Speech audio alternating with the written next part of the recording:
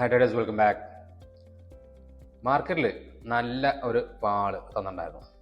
അത് നമ്മൾ ഇന്നലെ എക്സ്പെക്ട് ചെയ്തിട്ടുണ്ടായിരുന്നു 50,000 താഴെ വരൂ എന്നുള്ളൊരു ചോദ്യം നമ്മൾ ചോദിച്ചിട്ടുണ്ടായിരുന്നു. അത് താഴെ വരാൻ സാധ്യതയുണ്ട്, 59,800 അല്ലെങ്കിൽ 700 വരെയൊക്കെ വരാൻ സാധ്യതയുണ്ട് എന്നുള്ളതുകൊണ്ട് തന്നെയാണ് നമ്മൾ ഇന്നലെ ഒരു പോസ്റ്റ് ഇട്ടുണ്ടായിരുന്നപ്പോൾ അത് മെൻഷൻ ചെയ്തിട്ടാണ് ഇട്ടുണ്ടായിരുന്നത്. നിങ്ങൾ നോക്കിയാൽ അറിയാൻ പറ്റും, നമുക്ക് എന്തുണ്ട് 54,550 അല്ലെങ്കിൽ 54,500 അടുത്ത് നിന്നാണ് മാർക്കറ്റ് എന്ത് ചെയ്തത് ഇന്നത്തെ 49,900 വരെ മാർക്കറ്റ് വന്നത്. ഏകദേശം എന്താ പറയുക 5,000 പോയിന്റിന്റെ മൂവ്മെന്റ് എന്ന് പറയുന്നത് കഴിഞ്ഞ കുറച്ച് ദിവസങ്ങൾ കൊണ്ട്, അല്ലെങ്കിൽ കഴിഞ്ഞ ഒക്ടോബർ നമുക്ക് സെപ്റ്റംബർ പകുതിയിൽ നിന്നാണ്, അല്ലെങ്കിൽ സെപ്റ്റംബർ 20-24 ഫാൾ സ്റ്റാർട്ട് ചെയ്തത്. അവിടെ നിന്നിട്ട് മാർക്കറ്റ് എന്ത് ചെയ്തത് ഏകദേശം 5,000 പോയിന്റിനടുത്ത് മൂവ്മെന്റ് തന്നിട്ടുണ്ട്. അത് തന്നെ കഴിഞ്ഞ കുറച്ച് ദിവസങ്ങളായിട്ട് മാർക്കറ്റ് സൈഡ് വേസ് ആയിരുന്നു. സൈഡ് വേസ് എന്ന് പറയാൻ പറ്റില്ല, ഒരു വോളറ്റാലിറ്റി ക്രിയേറ്റ് ചെയ്തിട്ടായിരുന്നു മാർക്കറ്റ് നിന്നുണ്ടായിരുന്നത്. ഇന്ന് നിലവിൽ എന്തായിട്ടുണ്ട്, നിഫ്റ്റി ബാങ്ക് അതിന്റെ തൊട്ടടുത്ത സപ്പോർട്ട് ലെവലായിട്ടുള്ള 49,652 ആ ലെവലൊക്കെയാണ് എന്ത് ഡെയിലി ക്യാൻഡലിൽ ബാങ്ക് നിഫ്റ്റിയുടെ സപ്പോർട്ട് എന്ന് പറയുന്നത്. ഇനി ഈ ഒരു ലെവൽ കൂടെ ബ്രേക്ക് ചെയ്ത് കഴിഞ്ഞാൽ മാർക്കറ്റിൽ നല്ലൊരു സെൽ ഓഫിനുള്ള സാധ്യത കൂടെ ചെയ്യുന്നുണ്ട്, നമ്മൾ കാണുന്നുണ്ട്. അപ്പം മാർക്കറ്റിൽ ഒരു ക്രാഷ് എന്ന് പറയുന്ന, അല്ലെങ്കിൽ ഒരു കറക്ഷൻ എന്ന് പറയുന്ന സ്റ്റേജിലേക്ക് ഓൾറെഡി മാർക്കറ്റ് എത്തി. കാരണം 10% മാർക്കറ്റ് ഇന്ന് ഓൾറെഡി കറക്റ്റ് ചെയ്തിട്ടുണ്ട് എന്നുള്ളതാണ്. 55,000 ആകുമ്പോൾ 550 പോയിന്റ് ആയാലും 10% ആയി. അപ്പോൾ അതിൽ ഏകദേശം 5,000 പോയിന്റ് എന്ന് പറയുന്നത് ഏകദേശം 9%, പിന്നെ 9% ആയതുകൊണ്ട് മാർക്കറ്റ് കറക്ഷൻ സ്റ്റേജിൽ എത്തിയിട്ടുണ്ട്. ഇനി ഇത് ഇന്ന് വരികയാണെങ്കിൽ അത് ക്രാഷിലേക്ക് പോകും എന്നുള്ളതാണ്. അപ്പോൾ മാർക്കറ്റിൽ നമ്മൾ പിന്നെ അടുത്തത് എക്സ്പെക്ട് ചെയ്യുന്നത്, കഴിഞ്ഞ 2 ദിവസം നല്ലൊരു സെൽ ഓഫ് തന്നതുകൊണ്ട് ഇനി നാളെ നമ്മളൊരു സെൽ ഓഫ് എക്സ്പെക്ട് ചെയ്യുന്നതിൽ വലിയ അർത്ഥമില്ല എന്നുള്ളതുകൊണ്ട് നമ്മൾ എന്ത് ചെയ്യുന്നുണ്ട്, വലിയ ഓപ്ഷൻ ബൈയിങ് ട്രേഡുകളോ ഒന്നും പ്ലാൻ ചെയ്യുന്നില്ല. നാളത്തെ ചെറിയൊരു ഗ്യാപ്പ് അപ്പിൽ ഓപ്പൺ ചെയ്താൽ പോലും എന്ത് ചെയ്യും, മാർക്കറ്റ് ഇതിനു മുമ്പ് ഉണ്ടാക്കിയ രീതിയിൽ ഒരു ഹോൾട്ട് ക്യാൻഡിൽ ഉണ്ടാക്കാനുള്ള സാധ്യത കൂടുതലാണ്. നമുക്ക് ഇതിനു മുമ്പ് നോക്കിയറിയാം, 2 ദിവസം കണ്ടിന്യൂസ് ഫാൾ തന്നു, അതിനുശേഷം ഹാൾട്ട് ചെയ്തു മാർക്കറ്റ്. അതിനുശേഷം എന്ത് ചെയ്തു, ഇവിടെ 3 ദിവസം കണ്ടിന്യൂസ് പിന്നെ ഫാൾ ആയിരുന്നു. ഡെയിലി ക്യാൻഡിൽ പേര് നോക്കിയാൽ കാണാൻ പറ്റും, ഗ്യാപ്പ് അപ്പ് ആയിരുന്നു, ഹാൾട്ടായിരുന്നു.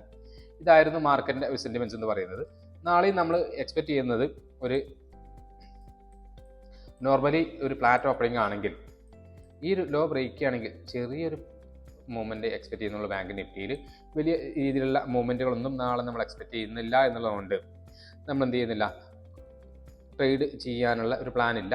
ഈ ഒരു ലെവലുകൾ ബ്രേക്ക് ചെയ്യുകയാണെങ്കിൽ, 49,800 എന്നുള്ള ലെവലിൽ ബ്രേക്ക് ചെയ്യുകയാണെങ്കിൽ മാത്രമേ എന്ത് ചെയ്യുന്നുള്ളൂ, നമ്മൾ ട്രേഡ് പ്ലാൻ ചെയ്യുന്നുള്ളൂ. അതല്ല എന്നുണ്ടെങ്കിൽ ട്രേഡുകളൊന്നും പ്ലാൻ ചെയ്യുന്നില്ല. അങ്ങനെയാണെങ്കിൽ 49,650, അത് കഴിഞ്ഞ് 535, അത് കഴിഞ്ഞ് 49,050 അല്ലെങ്കിൽ 60 എന്നുള്ള ലെവലുകളൊക്കെ നമ്മൾ എന്ത് ചെയ്യുന്നുണ്ട്, ടാർഗറ്റ് പ്ലാൻ ചെയ്യുന്നുണ്ട്. പക്ഷേ എന്ത് ചെയ്യുന്നില്ല, ഒരു പുട്ട് ഓപ്ഷൻ ബൈ എടുത്തിട്ട് പിന്നെ നമ്മൾ ട്രേഡ് ഹോൾഡ് ചെയ്യാനുള്ള പ്ലാനില്ല, കോൾ ഓപ്ഷൻ സെല് ചെയ്തിട്ടാണ് നമ്മൾ പ്ലാൻ ചെയ്യുന്നത്. അല്ലാത്ത കേസിൽ മാർക്കറ്റിൽ എന്തുണ്ടാവില്ല, പിന്നെ സ്പൈക്കിൾ അടിക്കാൻ ചാൻസ് ഉണ്ടായതുകൊണ്ട് മാത്രമാണ് നമ്മൾ സെല്ലിങ്ങിലേക്ക് മാറുന്നത്.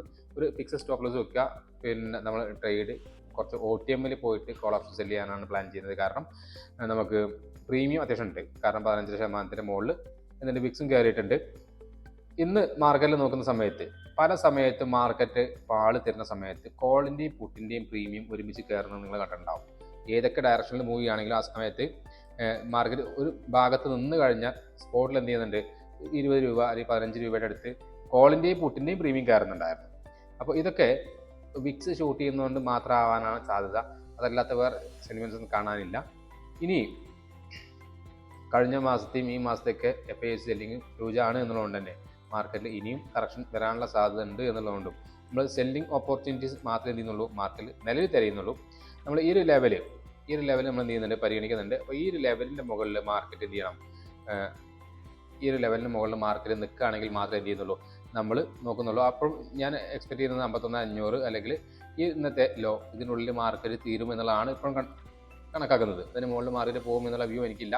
മാർക്കറ്റ് എന്ത് ചെയ്യാം, ഈ ലെവൽ വരെ വരാം, അവിടെ നിന്ന് എന്ത് ചെയ്യാം, റിവേഴ്സിൽ വന്ന് ഇവിടെ എവിടെയും ക്ലോസ് ചെയ്യാനുള്ള സാധ്യത മാർക്കറ്റിൽ കാണാൻ പറ്റും. ഇതാണ് നിഫ്റ്റി ബാങ്കിലുള്ള വ്യൂ. ഒരു ഫ്ലാറ്റ് ഓപ്പണിംഗ് ആണ്, ചെറിയ ഗ്യാപ് ഡൗൺ ആണെങ്കിൽ എന്ത് ചെയ്യാം, ചിലപ്പോൾ ഒന്നുകൂടെ സെല്ലിംഗ് കണ്ടിന്യൂ ചെയ്യാം.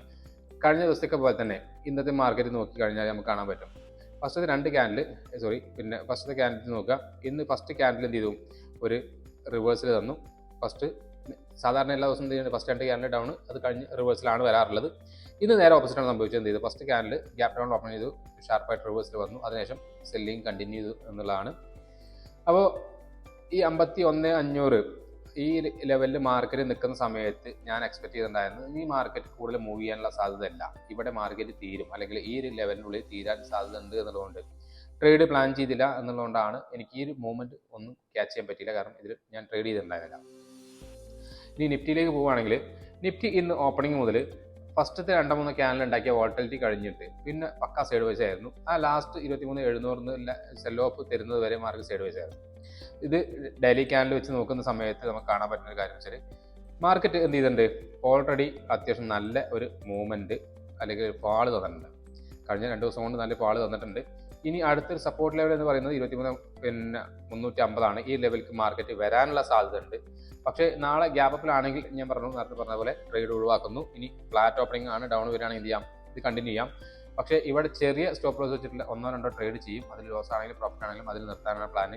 കാരണം ഇന്ന് നമ്മൾ ഉച്ചയ്ക്ക് ശേഷം ലൈവിൽ പറഞ്ഞിട്ടുണ്ടായിരുന്നു, ഉച്ചയ്ക്ക് ശേഷം മാർക്കറ്റ് എന്തുണ്ട്, ഏത് ഡയറക്ഷനിലാണോ മാർക്കറ്റ് വരുന്നത്, ഉച്ചയ്ക്ക് ശേഷം മാർക്കറ്റ് ഏത് ഡയറക്ഷനിലാണോ വരുന്നത് ആ ഡയറക്ഷനിൽ ട്രേഡ് പ്ലാൻ ചെയ്യാം. നിലവിൽ ട്രേഡ് പ്ലാൻ ചെയ്യേണ്ട എന്നുള്ളത് നമ്മുടെ ലൈവ് എക്സ്പീരിയൻസിൻ്റെ അടുത്ത് പറഞ്ഞിട്ടുണ്ടായിരുന്നു. അതിൽ ഉച്ചയ്ക്ക് ശേഷം ഡയറക്ഷൻ കിട്ടിയ ഈ പാള് കിട്ടിയ ആൾക്കാർ മുഴുവൻ ഉണ്ടാവും, നല്ല പ്രോഫിറ്റ് കിട്ടിയിട്ടുണ്ടാവും. ഇനി നിഫ്റ്റിയുടെ കേസിലാണെങ്കിൽ നിഫ്റ്റി ഓൾറെഡി എന്ത് ചെയ്തിട്ടുണ്ട്, അത്യാവശ്യം ആൾ തന്നിട്ടാണ് നിൽക്കുന്നത്. 1.3% ഇടിഞ്ഞ് നിൽക്കുന്നുണ്ട്. ഇനി എന്ത് ചെയ്യാം, മാർക്കറ്റിൽ കയറി പോകാം അല്ലെങ്കിൽ താഴത്ത് ഇറങ്ങി വരാം എന്നുള്ളതാണ്. എന്തായാലും പെട്ടെന്ന് റിവേഴ്സൽ ഞാൻ എക്സ്പെക്ട് ചെയ്യുന്നില്ല.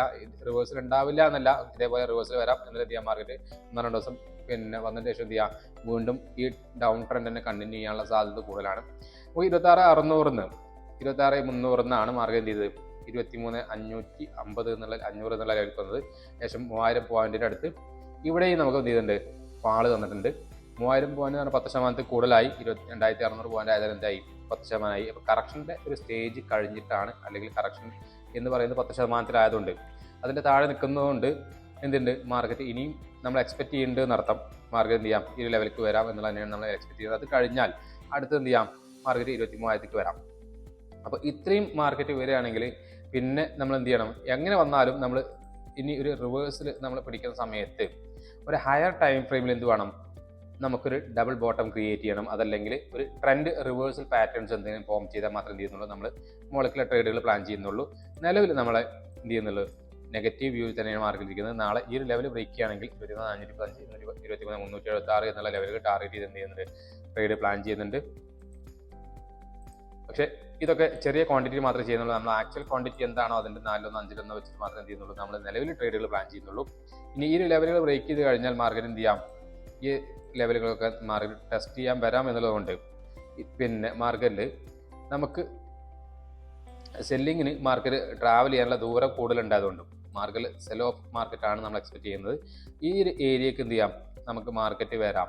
നാളെ ഗ്യാപ് ഡൗൺ അല്ല എന്നുണ്ടെങ്കിൽ ഫ്ലാറ്റ് ഓപ്പൺ ചെയ്തിട്ട് 23,494 ബ്രേക്ക് ചെയ്യുകയാണെങ്കിൽ എന്ത് ചെയ്യാം, നമുക്ക് അടുത്ത ലെവലായിട്ടുള്ള 23,415 23,376 അതേപോലെ 23,228 നമുക്ക് എക്സ്പെക്ട് ചെയ്യാൻ പറ്റും മാർക്കറ്റിൽ. ഇനിയൊരു പിന്നെ ഫ്ലാറ്റ് ഓപ്പൺ ചെയ്ത് മാർക്കറ്റ് റിവേഴ്സിൽ പോവുകയാണെങ്കിലും ഈ ഒരു ലെവലിൽ നിന്ന് റെസിസ്റ്റൻസ് പോവുകയാണെങ്കിൽ ഞാൻ താഴത്തേക്ക് മാത്രമേ പ്ലാൻ ചെയ്യുന്നുള്ളൂ. അതല്ലാതെ ഇവിടെ കുറച്ചധികം സമയം കൺസോൾട്ടേറ്റ് ചെയ്ത് നിൽക്കുകയാണെങ്കിൽ മാത്രമേ എന്ത് ചെയ്യുന്നുള്ളൂ, ചെറിയ രീതിയിലാണെങ്കിൽ പോലും ഞാൻ സ്കാൽപ്പിംഗ് കണ്ടിട്ട് മേലേക്ക് പ്ലാൻ ചെയ്യുന്നുള്ളൂ.